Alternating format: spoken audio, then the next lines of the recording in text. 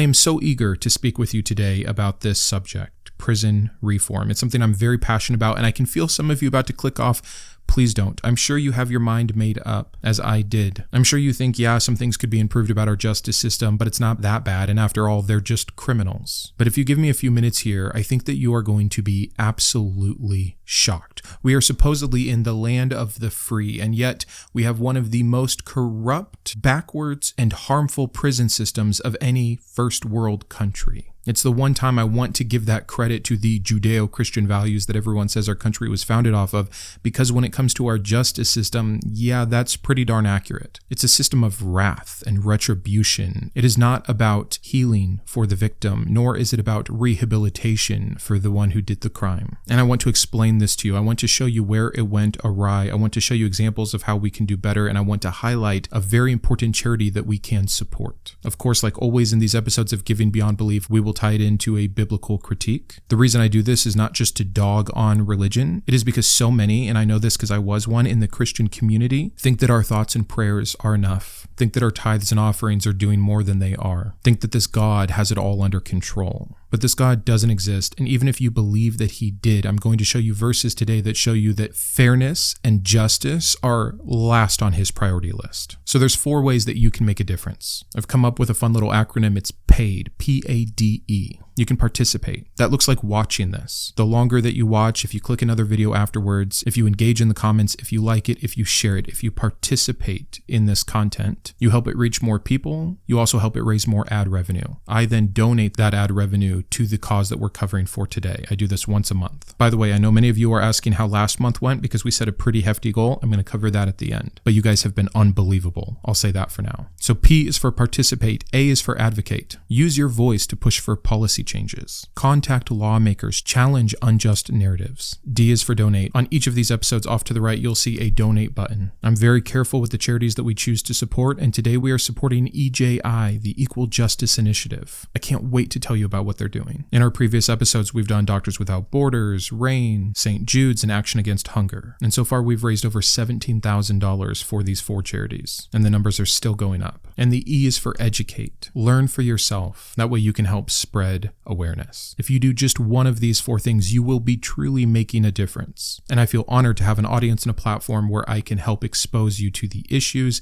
and the solutions. And for each of these, guess what the solution is not? Religion. So let's dive into today's topic. Our prison system is broken. It is not about justice. It's about power, it's about profit, and it's about punishment. It disproportionately targets the poor, the mentally ill, and people of color. And the worst part is so many people, so many otherwise good people, just look the other way. They've convinced themselves that the bad guys are getting what they deserve. I want to challenge you on that today if that's your thinking. How can you reconcile that attitude with the fact that we sentence children to spend their life and to die in prison? Why have we executed people with an overwhelming amount of evidence about their innocence? Why are non-violent offenders serving life sentences for crimes that others walk free from every single day? Again, for the land of the free, we lock up more of our own people than any other country on earth. We imprison more of our own citizens than Russia, China, or any other authoritarian regime you can think of. There are innocent people on death row, and in fact, for every one innocent person that gets exonerated in time for them to be released, not that their life hasn't been completely ruined,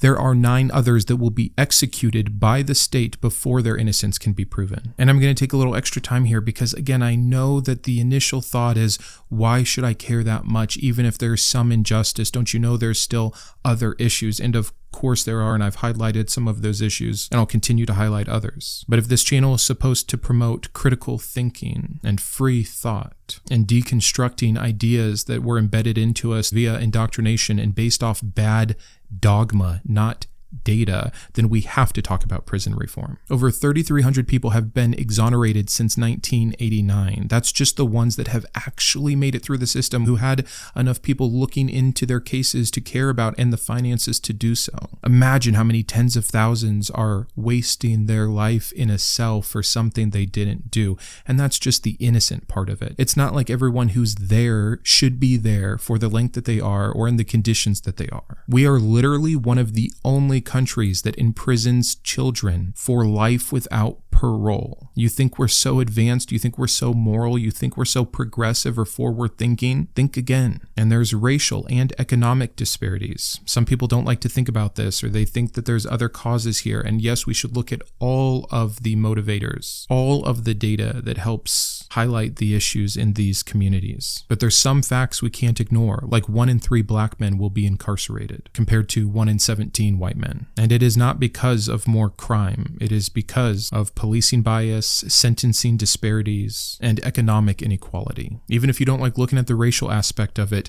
the financial aspect of it is so real. The wealthy can afford proper lawyers and defenses, bail and plea deals, but poor people in general get trapped in the system, often serving harsher sentences for lesser crimes. Private prisons profit off of keeping people incarcerated longer. The incentives are simply set up for the people to be treated unfairly. There should not be financial incentive to keep people behind bars. Also, it costs you money, and it's a bad investment. The US taxpayers spend $80 billion keeping people in prison each year. By the way, I'm not advocating that no one should ever be locked up or that we shouldn't have some kind of criminal justice system. Of course we should. I'm advocating for reform. I'm advocating for data to be used. I'm advocating to take emotion and bias and prejudice out of it. I'm advocating to change the incentives. I'm advocating to reduce sentences for nonviolent crime. I'm advocating for how to treat children in the system properly. I'm advocating even against the death penalty, which you'll hear about here in a minute. Longer sentences don't defer crime. It doesn't work that way. The studies have shown it. But rehabilitation, education, and fair sentencing does. Mass incarceration is a failed approach. The countries with less incarceration also have less crime. U.S. prisons don't rehabilitate. They often make situations worse, perpetuating a cycle of crime. People are forced into violent environments, which after years makes it very hard to rejoin society, especially in a productive way. It's almost a statistical likelihood that someone you know has been incarcerated. So if you think this just doesn't apply to you, think again. Families of incarcerated people suffer too. Even if people don't receive the death penalty, prison shouldn't be a place where you go and die. But people die from medical neglect, from abuse from other prisoners and from guards, and of course suicide because of the conditions, the treatment, and the lack of hope or rehabilitation every single day. And even if people are guilty, shouldn't the punishment fit the crime? Do nonviolent drug offenders deserve decades in prison? Should we be paying for that? Is that fair to them and their families and their futures? Of course not. Should someone who stole food to survive be treated as a violent criminal? We have over 2 million people in this country behind bars. Those are real people. Some who never committed a crime in the first place. Some who have been unfairly sentenced. Some who have much harsher conditions than they should. And all with very little hope of actually being able to turn their life around. But from a human rights and dignity perspective, from an economic efficiency perspective, from a community safety perspective, and from the concern of simply what is just, what is right, I think we need to contend with this issue. So, quite the intro. I'm sorry to be so long-winded. Let's go ahead and continue on. Here's what I want the rest of this video to be. I want to look at the biblical ideas of justice, both Old and New Testament. I want you to see how this has created the fostered environment for our prison system, for our justice system, how it was in the beginning and still is now. Why are we basing justice and fairness off a religion that has a chosen people with the authority to genocide and enslave anyone who's not them? It can't possibly be good if this is the base root of it, let alone the actual prescriptions, commandments, and laws that show just how unjust this is. So that's what we're going to dive into immediately. Then we will get into the charity that I've selected for today, as well as the founder of the charity and the book that he wrote. It is one of the first books that got me thinking and excited and involved in prison reform. I'm going to list some other resources for you today to continue to educate yourself on this. Then I'll update you on how we did last month with Doctors Without Borders, and we will close out. So let's get to it. The biblical view of justice. It's primitive, it's violent, and it's wildly inconsistent. I can prove those three terms, and I wonder that just in general, if we were making up a new prison system from scratch, would you want it to be primitive, violent, and inconsistent? I think that you wouldn't. It endorses brutality and inequality and retribution over fairness or rehabilitation. Sound familiar? And again, if you think Jesus came along and fixed everything, just wait. I think the first thing I would highlight is death for petty crimes. Numbers 15:32 shows us a man who picked up sticks on the Sabbath. Breaking a commandment of the Lord, no doubt about it. Something all Christians today are fine with doing, by the way. They've excused it, and biblically accurately so. It is not for you as a Gentile after the resurrection of Jesus Christ, if that's what you believe. But isn't that part of the inconsistency? Isn't that proof of non-objective morality? That a man's life was taken from him for doing something you do every single weekend. That can't be justice, right? Sure, you can talk about it's just laws for these people just at that time, so it's conditional. I thought the whole reason we wanted America's justice system to reflect the biblical one is because the biblical God, Yahweh, has objective morality, a standard of right and wrong. But in this first example, I can show you it's a standard that we don't still do today, meaning it is subjective, meaning maybe this whole base is messed up. And again, a death penalty. Even the people back then who knew of the law and the punishment weren't sure. They go to Moses and to God, they say, what should we do? And it's God himself who has to remind them, you gotta kill him. And so they do. In both Exodus 21 and Leviticus 20, we see stoning of children for disobedience. And I've heard all the apologetics and the excuses, it's really for older children who were simply rebellious, they were drunkards, etc. I don't care what it's for. The call is for parents to kill their own children for being unruly. And most of your apologetics are just wishful thinking to make it less bad. It never actually makes it good, and it's really not biblical the way that you come about it. A rebellious teenager talking back to their parents is something we have all done and will all have done to us. And aren't we grateful our parents didn't murder us for it? And aren't you glad you don't live in a society where you're expected to murder your children for it? But you know what? We still punish children harshly and unfairly before they're even halfway through developing their prefrontal cortex that helps with these decision-making skills. We have deemed them broken and deserving of punishment and harm. So are we really that different from the Bible? In Deuteronomy 22, we see that if a newlywed woman cannot prove her virginity on her wedding night, she should be stoned to death on her father's doorstep. I could give you 100 more examples of how ridiculous these death penalties are for petty crimes, but I think you get the picture. What about corporal punishment in general as just standard punishment? Proverbs, our book of wisdom, gives us example after example of this. Beatings as a form of correction. Yet our studies today show us this does not correct. This does not rehabilitate. It is an ineffective tool, something that Solomon, who was given the best form of wisdom that anyone had ever had and anyone would ever get, got wrong. And I quote, "Blows that wound cleanse evil away." That's an endorsement of physical violence as a moral purifier. That's insane. Or again, do not withhold discipline from a child. If you beat him with a rod, he will not die. Yeah, except sometimes they do. And even when they don't, you haven't accomplished your goal. You've taken out your anger. You've scared them, maybe even into submission, but you have not helped them. You have not rehabilitated them. You have not actually corrected them. Biblically, if a guilty person is found deserving punishment, they can receive up to 40 lashes. This wasn't symbolic. This was torture. The same torture, by the way, that Jesus would later endure himself, that everyone gets all riled up about. And think what you want, but he broke the law of his time, according to its lawmakers, at least. Were they not justified in doing so? When you start having to make excuses about why Jesus was unjustly punished, why the Romans were evil for doing so, without being able to apply the same logic and consistency to the God of the Bible himself, Jesus himself, as he is part of the Trinity, you lose. Even accidental crimes demanded a blood sacrifice. Even if you sin unintentionally, accidentally, you still had to kill an innocent animal to make up for it. What kind of justice system is that? That's also no chance to learn or grow. Just take a life, use blood magic, and move on until you do it again. Many people who haven't read the Bible, which is most Christians, don't know about a concept like cities of refuge. Tell me where the justice is in this, and you can read it for yourself. If someone killed someone accidentally, they could flee to a designated city for safety. Forget that it would uproot their whole life. Forget that they would have to make impossible decisions with their family. Forget that they would no longer be able to financially support themselves or their family or anything like that.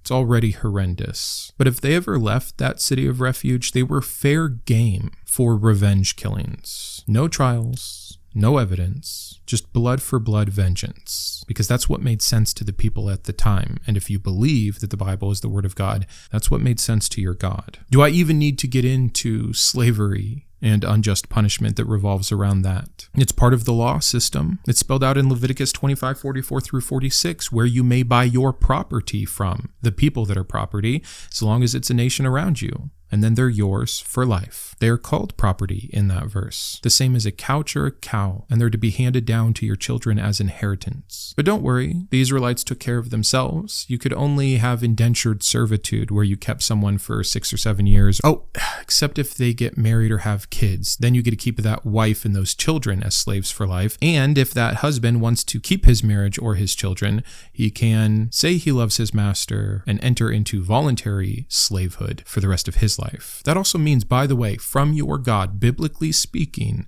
a child can be born into slavery. It's not just, nor are all the things that you can do to your slave. First of all, there's almost no rules for a foreign slave. The rules that people say, oh, look, our God does care, when you had a servant, not a slave, that was working off a debt, not that they were born into it, you could only beat them to an inch of their life. How gracious. Because as long as they get up, no big deal. Fathers could sell their daughters. There's forced slavery via marriage. There's all kinds of stuff going on. There's also a lot of imprisonment without, of course, any kind of due process. And also we see the same disparity between rich and poor when it came to the law in the Bible as well. If a pregnant woman was injured during a fight and lost her baby, the offender could simply pay a fine. No concern for the woman's suffering, just financial compensation. We see the same thing when a woman was raped. You've got to take her off the father's hands because you have destroyed his property. She's worthless now, so you have to marry her.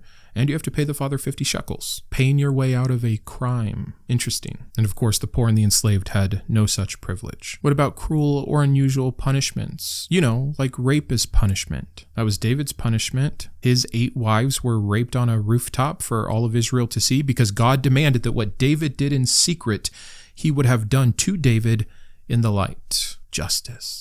How else does this God have unfair justice? What about collective punishment, like destroying all of Sodom and Gomorrah, or the whole world, or all the Canaanite tribes, simply for living on the wrong side of a border? Guilt by association, a form of which is generational punishment. How about the fact that we're all damned to hell from birth because of what our great Adam and Eve did? Original sin is just generational/collective punishment. What about all the times God says that he will punish to the 3rd and 4th generation for the sins of the father? Sometimes he also says he won't, by the way. If you want to see those contradictions as well as all of the verses spelled out, see this video here. So, punishment for children, and punishment for women, and punishment for the poor, and slavery as punishment, and rape as punishment, and genocide as punishment, collective punishment and generational punishment.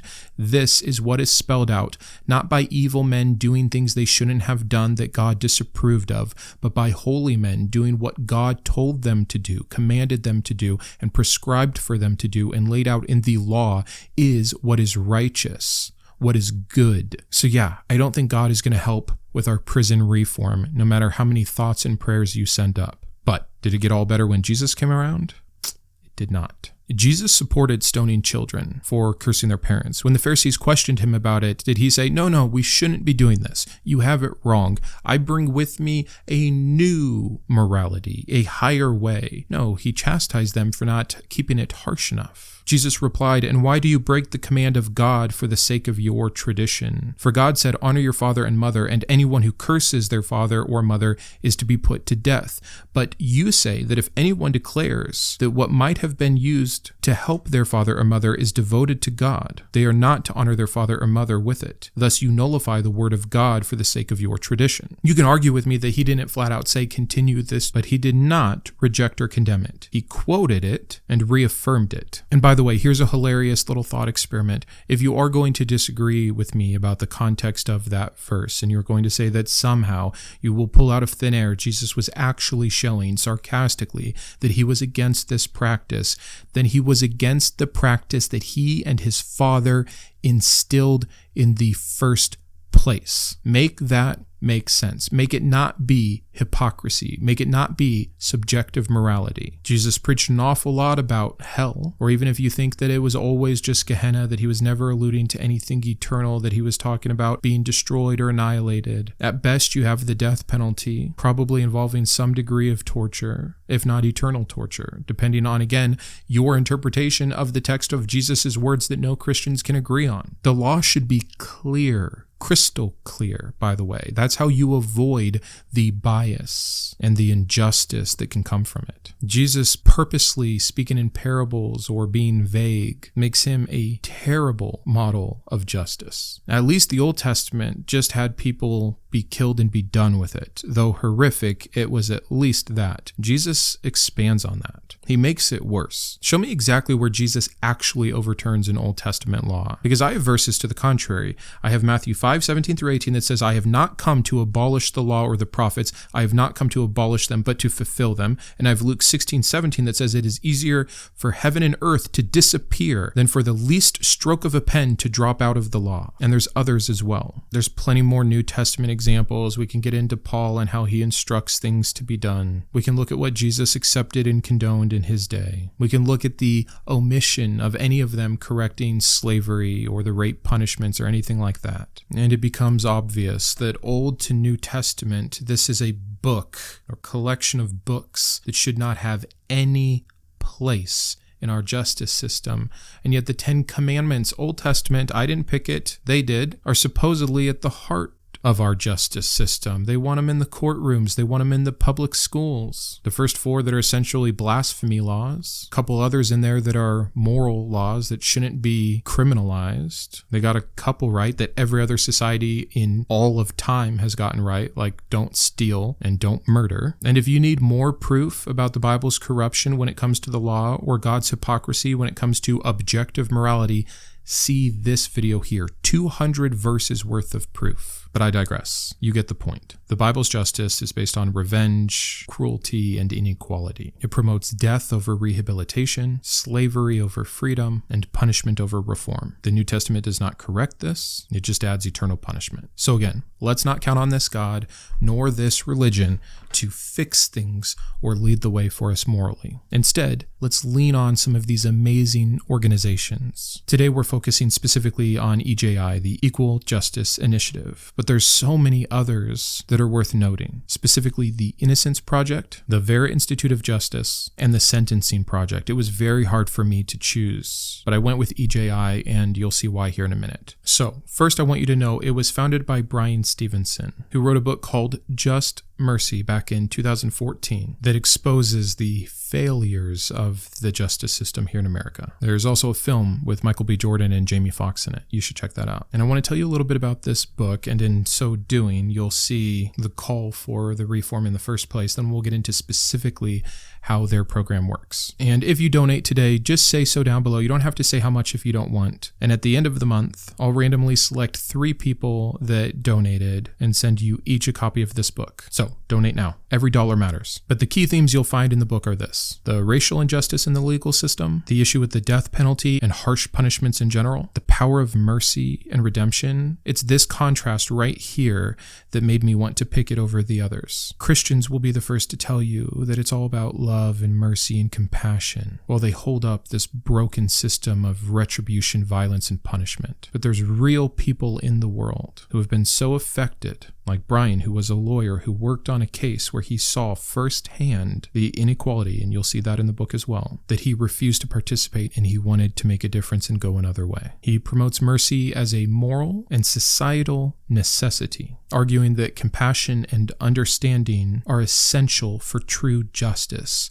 That's it. It's not that people shouldn't be punished. It's not that we don't have to separate violent people from the rest of society. It's how we approach it. The goal should be mercy for both the victim and the person who committed the crime. The goal should be understanding for the reality of what happened, for the clarity that will lead to a proper sentencing so that the punishment does meet the crime, and so that there can be healing for everyone involved. And of course, he covers the systemic corruption and bias in the justice system in general. He uses the case of Walter Macmillan all throughout the book, as well as some other examples, so you get this thrilling narrative read along with this concept for reform. Other cases that are covered are the children that are tried as adults, the issues with the mentally ill and the disabled prisoners, and also the stark reality for women in prison specifically. So win that book by donating or buy the book for yourself. I'll have a link to it in the description, as well as these other books that I think are incredibly powerful. Again, I've done a lot of reading and research into this issue. It is at the height of my priorities, other than helping those that have left religion or are still doubting or deconstructing. So what does the Equal Justice Initiative actually do? What is your money going towards? I'll cover this quickly. It's fighting injustice at its core. They combat wrongful convictions, excessive sentencing, and racial injustice. They provide legal representation for people wrongfully convicted or who have been given excessive sentences. They advocate for juvenile justice reform, fighting for kids who were sentenced to life without parole. One of the arguments that was made in the book was that each of us is more than the worst thing we've ever done. I think that line is so powerful. That line alone may have been what got me on board, that humanized these people that I will admit were the last of my concern. The ones that I had been convinced of my entire life deserved to be there, deserved what they got. Who cares if they ran into a harsh judge on the wrong day? Who cares if there was some bias or profiling going on?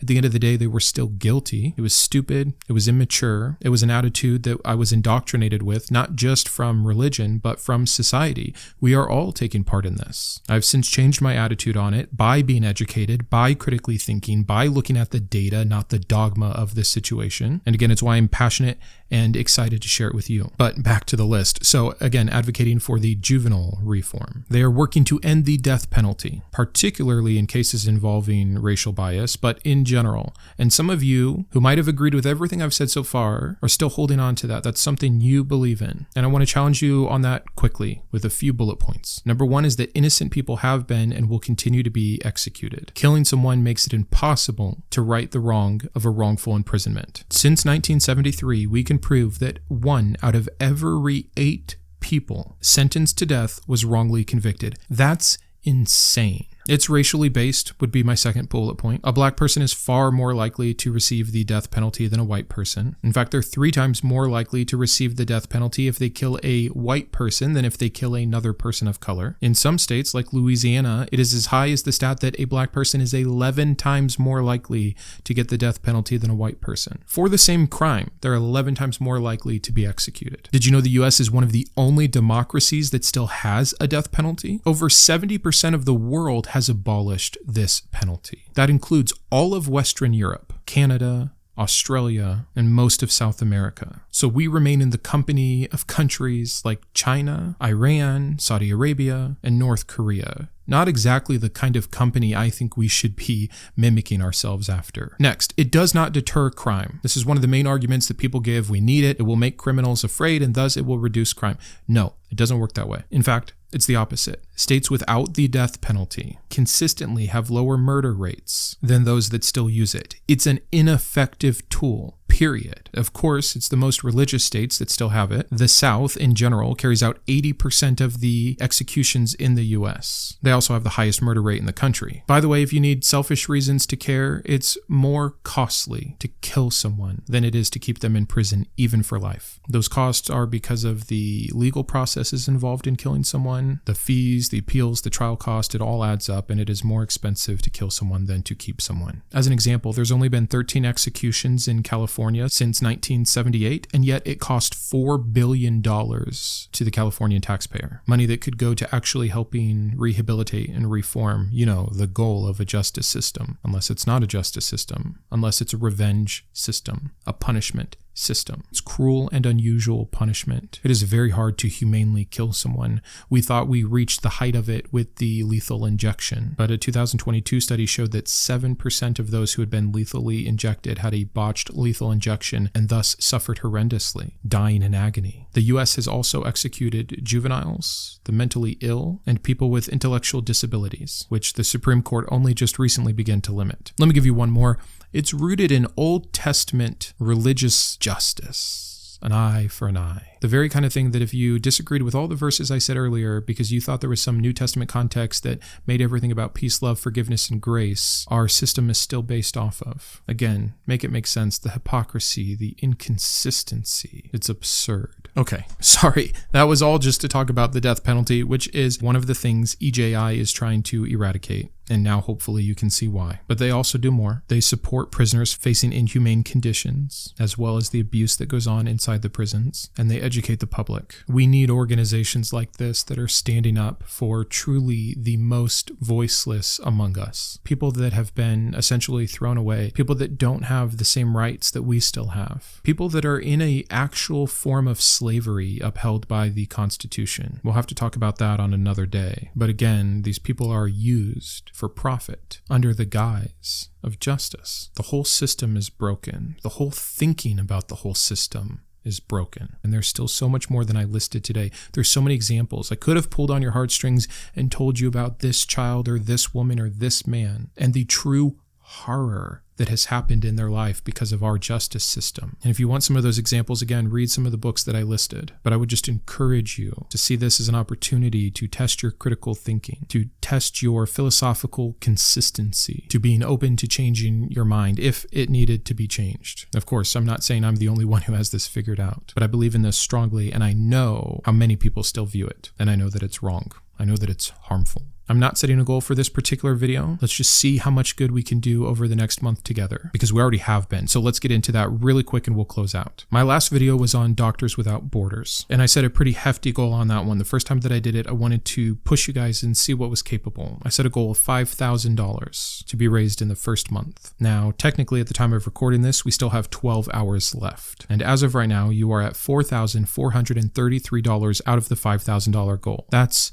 amazing. It's actually the best that any video has done within the first 30 days. We have some other videos that have surpassed 5K now, but it's because it's been still trickling in. Not only that, but for whatever reason, that video got far less views. Only 17,000 views, where I think the video on the issue of rape and RAIN as the charity to support has like 60,000 views. So with only 17,000 views, those of you who watched it gave more on average than any time before. Also, because the views were so low, that means I only made $56 an ad revenue. Now, my commitment to you guys has been that I will give whichever is higher between the ad revenue that is generated or $300. So far, we've not reached $300 in ad revenue for any of the charities that we've covered, so I've given $300 each time. But today, I'm going to give $567, 10 times higher than what I got in the ad revenue, so that we can reach that goal of $5,000. You guys did such heavy lifting getting us there. I feel a sense of responsibility being the one that put the goal out there, as well as the information. So here's proof of my giving. You can now see that we're at the $5,000 goal in time, but it's in response to your guys' generosity that I'm able to do this at all. Thank you. We have done so much for the first 4 charities that we have covered over the last 4 months. I would love if we could just start reaching $5,000 per video as we do this once a month.